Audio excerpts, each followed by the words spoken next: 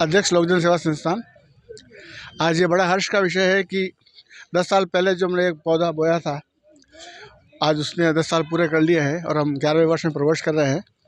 मुझे अभी भी याद है 11वें साल पहले जब हमने इसकी पहली मीटिंग मेरे ही चैम्बर में की थी और इसकी जो परिकल्पना जो हमने की थी वो साकार हो गई है। और 10 साल में हमने मेवाड़ के ऐसे ऐसे अनछुए पहलुओं को प्रकाशित कर लोगों को बताया है जिनके बारे में लोगों ने सोचा भी नहीं था। तो ये पूरी टीम का प्रयास है कि लोगों ने रिसर्च की। हमने कोई भी चीज़ ऐसी नहीं छापी जो उसमें प्रमाण नहीं मिले। भले ही वो गोकुंदा में जहाँ उदय सिंह जी ने अपना प्राण था कि वो जगह है, हाँ जाके हमने देखकर जो स्थिति थी उसी हिसाब से छापा। भले वो अमरचंद्र तालाब की हिस्ट्री हो, भले ठाकुर अमरचंद बड़वा के बारे में जो भी लोकोक्तियाँ थी उसको प्रमाणित करना हो, सबके बारे में हमने तथ्य इकट्ठे करके ही, ताकि कोई ये नहीं कहे कि आपने तो अपने मनगढ़ंत बातें छाप दी, ताकि कल को वो एक कितनी बार क्या होता है कि गलत लिख दिया एक बार और वो हमेशा के लिए वो होगी और वो चलती रही, ऐसा नहीं किया। और तो हम यही चाहेंगे, अभी भी मेरा ये मानना है कि मेवाड़ में हर परिवार में उनके दादा परदादा नाना परनाना बहुत समृद्ध थे और उन्होंने मेवाड़ के लिए बहुत अच्छा काम किया होगा। तो कृपया करके आगे आए और उन्होंने जो भी मेवाड़ के लिए अपना योगदान दिया है उसको हमें बताएं। तो हम उसे अगर प्रमाणित करके अगर उसमें कोई तथ्य होगा तो हम उसे प्रकाशित करेंगे। भले वो एक पैराग्राफ ही होगा पर वो उनके नाम से होगा कि इस महान विभूति ने मेवाड़ के उत्थान के लिए ये काम किया, भले वो सांस्कृतिक हो, ऐतिहासिक हो, हर क्षेत्र में। तो धन्यवाद। मैं पंडित पुरुषोत्तम शाकद्वीपी प्रेमी, संस्थापक प्रधान संपादक नवरंग पत्रिका। ये एक हिंदी की त्रैमासिक पत्रिका है जिसे हम प्रकाशित कर रहे हैं।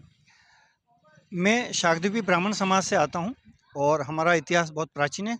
भगवान कृष्ण के पुत्र शाम्ब को जब कोढ़ हो गया था तो उसके निवारण के लिए नारद जी ने उपाय बताया था और उसके तहत सूर्य उपासक ब्राह्मण ही उस हवन को कर सकते थे।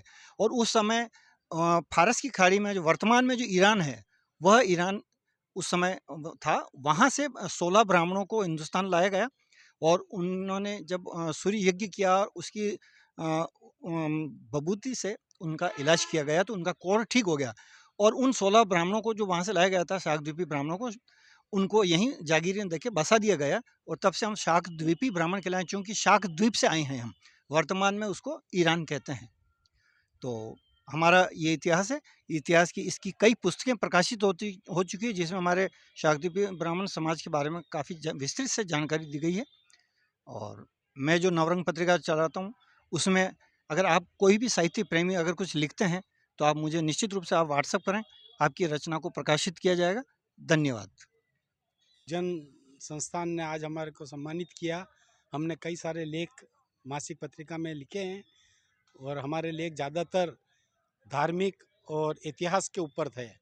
और मेरा ये संस्था से निवेदन है कि इसमें भारतीय लोक संस्कृति, मेवाड़ की संस्कृति के लेख ज़्यादा से ज़्यादा देवें, ये है।